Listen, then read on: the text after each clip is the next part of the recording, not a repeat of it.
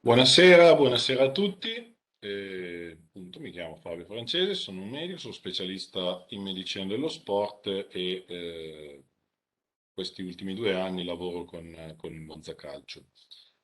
Questa sera parliamo di crioterapia e ovviamente se parliamo di crioterapia innanzitutto vediamo qual è il significato che sappiamo deriva dal greco ed è molto semplice e vuol dire semplicemente cura fredda o cura con il freddo.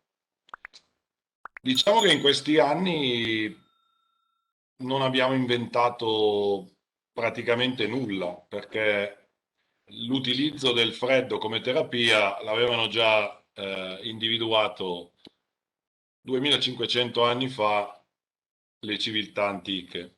Gli egizi che usavano già delle temperature fredde per curare malattie, disturbi, soprattutto stati infiammatori, lesioni, e normalmente utilizzavano delle applicazioni, cioè delle applicazioni isolate.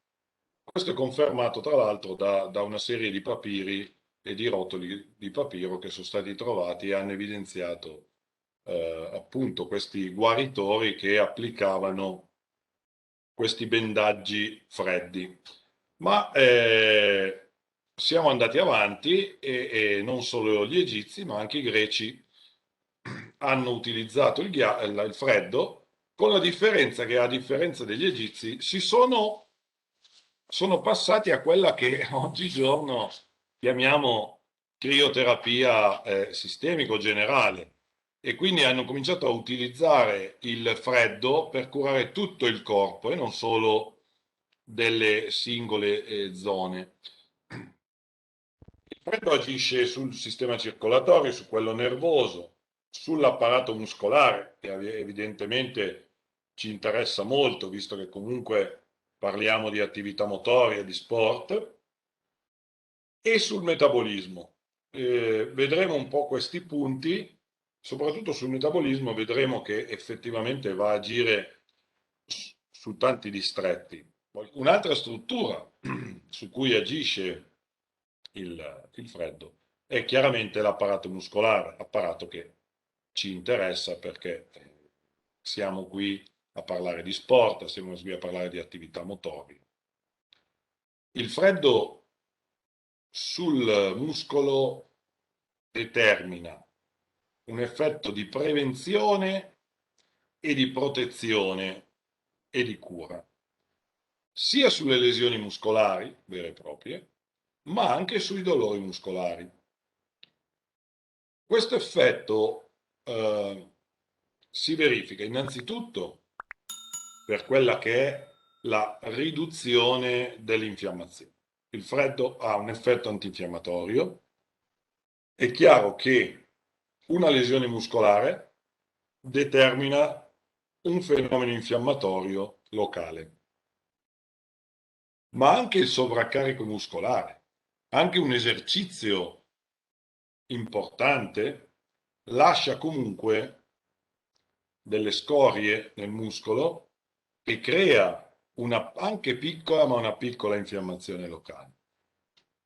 L'effetto antinfiammatorio del freddo ci previene, quindi limita quello che è il discorso delle lesioni e aiuta a curare quelli che sono i dolori muscolari. Ma non solo, la conferma di di questa prevenzione sul muscolo ci viene dagli studi che ci dimostrano che il ripetuto utilizzo del ghiaccio sia nel post lesione muscolare, ma sia anche nell'esercizio fisico del soggetto sano, riduce i valori del CPK-LDH, cioè della fosfocreatinchinasi e della lattico-deidrogenasi, che sono i due elementi, i due indici di diciamo, fatica muscolare o addirittura di lesioni muscolari. Che l'applicazione del freddo specialmente l'applicazione del freddo, in questo caso di quella che può essere una crioterapia sistemica, quindi generale, possa determinare un effetto di dimagramento, questo è un dato di fatto, è un dato di fatto fisiologico. Perché? Perché noi applicando il freddo determiniamo un aumento del metabolismo basale, quindi consumiamo di più, un aumento dell'attività muscolare, abbiamo visto anche semplicemente il brivido, e quindi consumiamo anche qui più energia, un aumento dell'attività cardiaca, attività cardiaca che richiede, come tutte le attività muscolari, il consumo anche di zucchero. Un aumento dell'attività epatica.